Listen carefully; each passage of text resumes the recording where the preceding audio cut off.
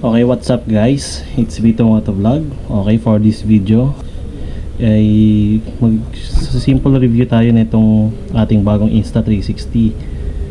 Pandagdag natin sa sa ating mga motovlogging at saka mga adventures na aking pinupuntahan. So, ang current kong ginagamit is itong GoPro Hero 5. So, medyo nag-level up tayo kasi first time po magkakaroon ng isang 360 cam. Ayan, which is Insta360. So before that, ito na yung mga accessories na gamit ko na wala na tong box kasi nasira na yung upon shipping. So ito yung mga gamit ko for USB cable. This is micro USB. Yan. Okay, and meron tayo dito mount para to sa pag ikakabit na sa motor. So meron tayong invisible stick dito na dalawa. Yan. So kumuha talaga ako ng extra nito para sa hindi ko natatanggalin to. Kasi itong isa is for motorcycle mount. Kung saan ko gusto ikabit.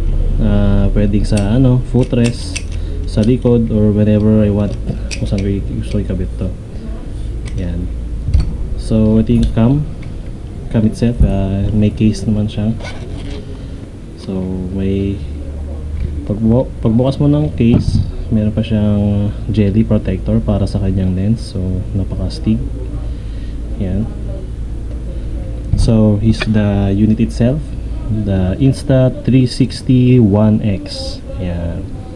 So this is friendly users naman, para sa mga beginners din.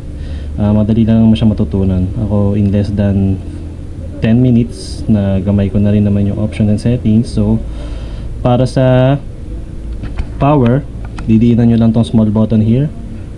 Yan. So, makikita mo, ilaw na siya dito sa kanyang LED light.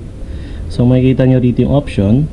Pag open mo, ito, naka-camera siya na 18 megapixel. So kung makikita nyo, meron pa tayong 7,000 shots para sa yan. So pag maglilipat tayo ng option, i-click lang ulit natin tong power button ng isa. So mag-switch siya sa camera. So naka-default na to ng 5.7 resolution with 24 fps at makikita nyo kung ilang minuto pa ang remaining sa ating SD card na pwedeng i-record. So ayan. Next is ayan, settings.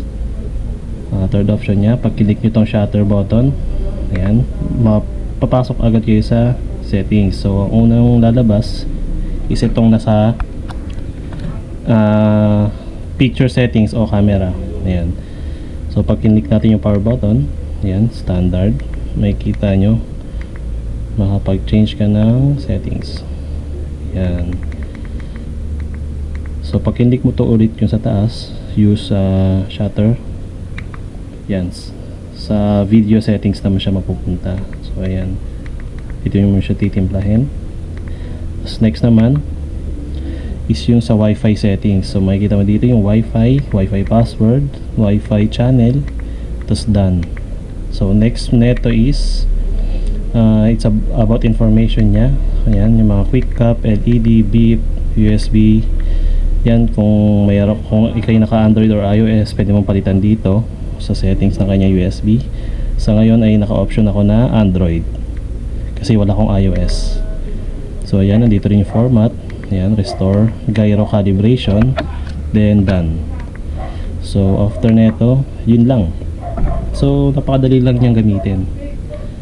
Kapag ito-turn off nyo siya, didiinan nyo lang ulit tong power button. Ayan, mabilis naman siya nag-shutdown. So tingnan natin yung paligid ng camera. Ayan, so makikita natin dito kanyang OLED screen. Ayan, so ito yung lens, shutter button, then power button, and LED light. Tapos dito naman sa may bandang kanan, dito mo makikita ang battery. Yan, i-open natin. So ang battery milliamperes ang meron siya is nasa 1200 mAh. Yan, so ganitong battery life is matagal-tagal na rin naman. Siguro tatagal to ng mga 2 to 3 hours sa straight na recording, I think. So dito bandang kaliwa. Makikita naman natin ang port, micro USB port. So pwede siya i-charge dito direct kung wala ka pang charger ng battery. So sa kabilang side may LED light ulit. So dito ang logo ng Insta360 One X. Yan. So another lens. So sa ilalim, yan, dito nyo makikita yung sa pang mounting nya. Yan. Ito tornilyo. Tapos ang SD card slot. So ang aking gamit na SD card is SanDisk Ultra. So tumatalab naman siya kahit hindi extreme, kasi nire-recommend ng iba talaga is much better kung SanDisk Extreme ang gamit for faster rate din ng recording, tsaka ayun, mas magandang quality. So ito, the camera itself, yan. So napakangas. So para naman sa kanyang quick guide na lang din kung paano mag-import or export using phone. So sa phone, ito sa phone, need nyo mag-install ng Insta360 app. Yan, so meron ako dito. Nag-install ako ng Insta360 app. Yan. So, automatic naman siya, naka-on kasi dito sa Insta360 app yung Bluetooth. So pwedeng through Bluetooth or Wi-Fi connection siya. So ito may lumabas na kasi na-connect na ako earlier ng through Bluetooth or Wi-Fi din. Na testing ko na. So ko-connect tayo sa device. So may shots na akong sample. Wait lang natin. So yan, successfully connected na tayo. Tapos makikita nyo na rito. Yan, connected na tayo sa ating app. So ito yung isang video test na ginawa ko. So ikaw mismo mag-i-edit before mo i-export kung anong gusto mong outcome ng video. Ayan. So ito yung kuha ko kanina. Ayan. So hindi ako nakikita.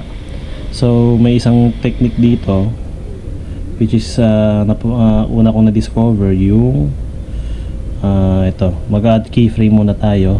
I-click natin itong plus. Ayan. Tapos makikita nyo itong deep track. Ayan. I-shade mo yung face. Ayan. Tapos, i-start tracking mo siya. Ngayon, susundan ng AI ng camera yung mukha mo. Ayan, napakastig na feature.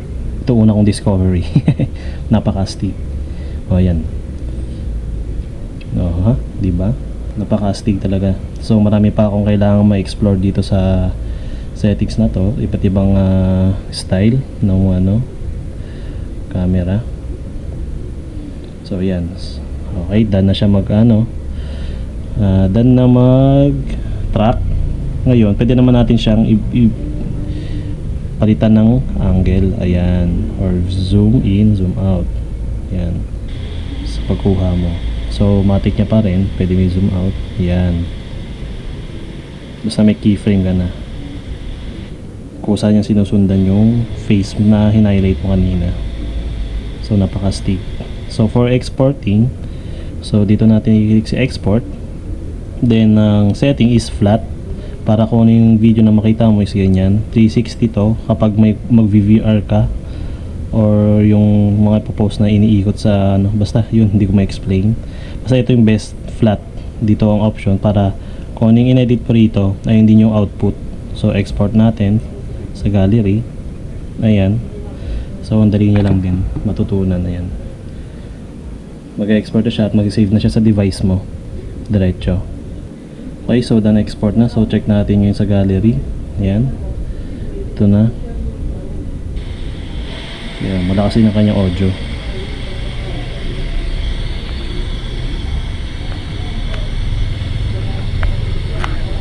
Ayan. So ipapakita ko din naman sa screen yung quality niya, kung gaano siya kalinaw. Ayan.